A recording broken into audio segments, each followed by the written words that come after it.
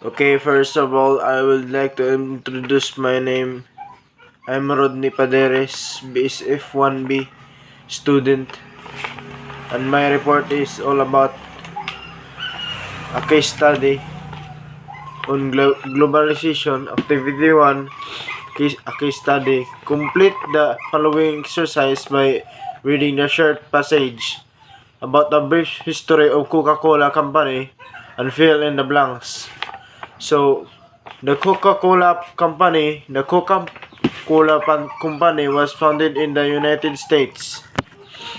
The company was the Coca-Cola Company was founded in the United States in 1886. The company set up bottling plants in Canada in 1906, and in 1928 it introduced the soft drink Coca-Cola at the Olympic Games, which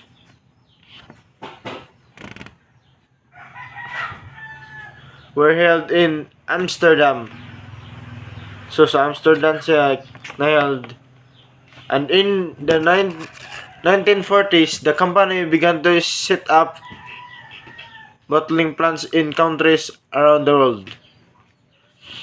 Coca-Cola is the popular because it has been advertised as a brand of soft drink connected with fun, friends, promoted by a 1971 commercial where a group of young people from all over the world gathered on a hilltop in Italy to sing I'd like to buy the world a Coke. In 1978, the Coca-Cola Company was selected as the only non-Chinese company allowed to sell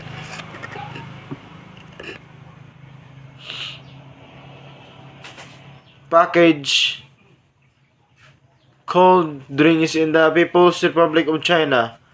Today, the company produces nearly 400 brands in over 200 countries. More than 70% brands, more than 70% of the company's income comes from outside the United States. Coca-Cola is an extraordinarily successful example of multinationalization of the Coca-Cola Company is also often used as an example to illustrate the concept of economic. So, fill in the blanks. Example to illustrate the concept of economic globalization. And now we're in the fill in the blanks. In 1886, the company was founded in the USA in 1886. 1906, it is set up bottling plants in Canada. In 1928, the soft drink Coca-Cola was introduced at the Olympic Games held in Amsterdam. In 1978, the company was allowed to sell its soft drinks in the People's Republic of China. On to the it produces nearly 400 brands of soft drinks in over 200 countries. Questions to think about. Number 1. What is globalization? Number 2. What are the driving forces behind globalization? And for the last is number 3. In what ways globalization affect the world? And now let's continue. Questions to think about. 1. What is globalization?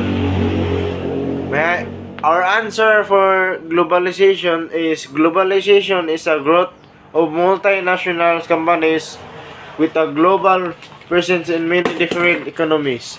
Growth of global trading for blocks which have reduced national barriers, e.g. European Union NAFTA Asian reduced tariff barriers, which encourage global trade.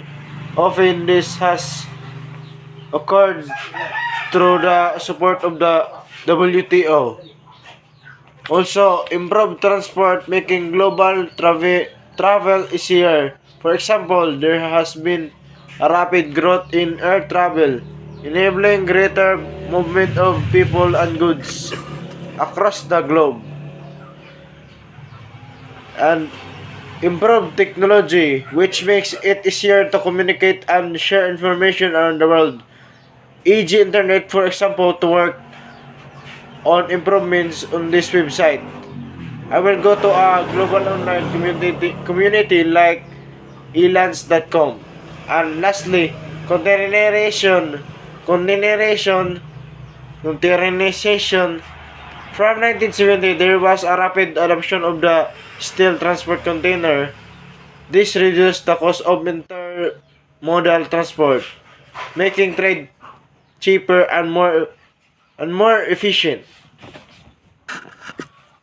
And for question number 2, what are the driving forces behind globalization? Our answer is the driving forces behind the process of globalization is an ongoing process driven by a combination of political, economic, technological, and socio-cultural forces. Also, the key driving forces of globalization includes economic, political, and technological factors. Establishment of into emergence and growth of regional decline in trade barriers. Decline in investment barriers. Technological changes increase in FDI and growth of MNCs. And for question number 3, in what ways globalization affects the world? And our answer is globalization affects the world in many instances. Quality of life has been improved for those who live in developing nations. For many developing nations, globalization has led to an improvement in the standard of living through improved roads and transportation,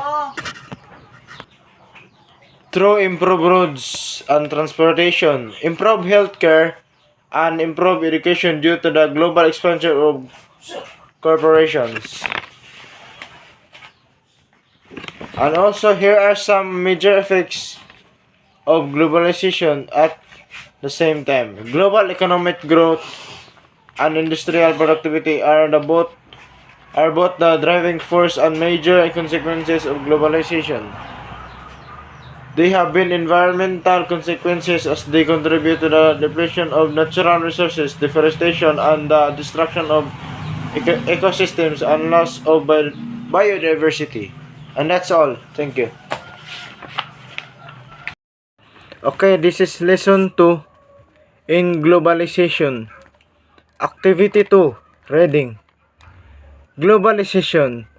Globalization is an ongoing process driven by a combination of political, economic, technological, and socio-cultural forces.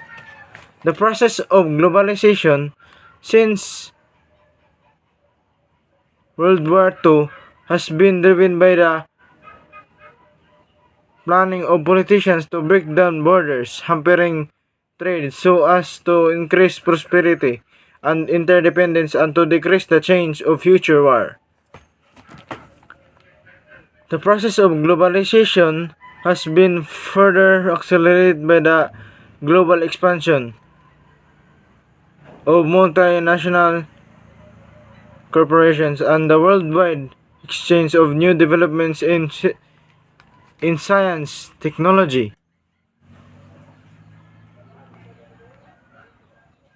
and in product manufacturing and design.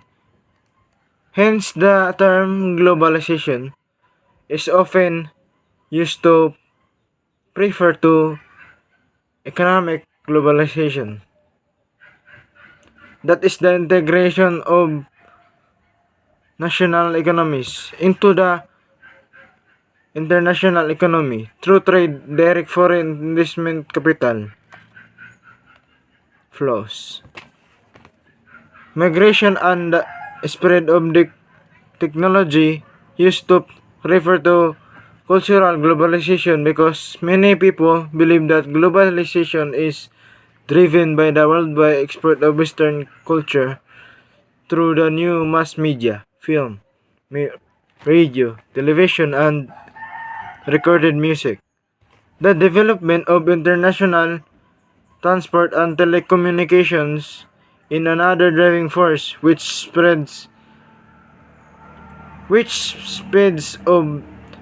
up the process of globalization. And now, globalization has various aspects which affects the world in several different ways. These aspects includes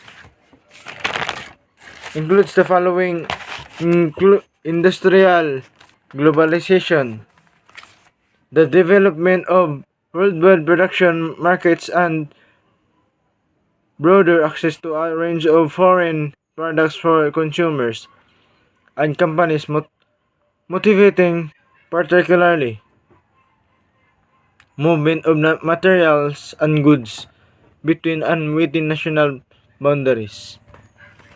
And next, for the second one is financial globalization, development of worldwide financial markets and better access to external financing for borrowers.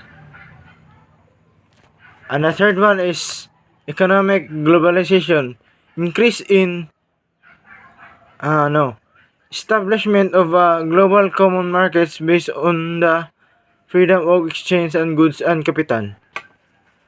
And for fourth is informational globalization, increase in information focus between geographically remote locations. This can also be seen as a technological change related to the advent of fiber optic communication satellites, land, and increased availability of telephone and internet. And for the last one, for fifth, is cultural globalization, sharing of ideas, attitudes, and values.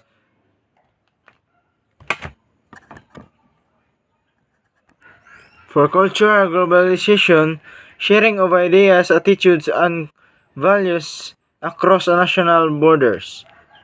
This sharing generally leads to an interconnectedness and interaction between peoples of diverse cultures and ways. Technologies are the primary instrument for cultural globalization. And for my report is done, and that's all. Thank you.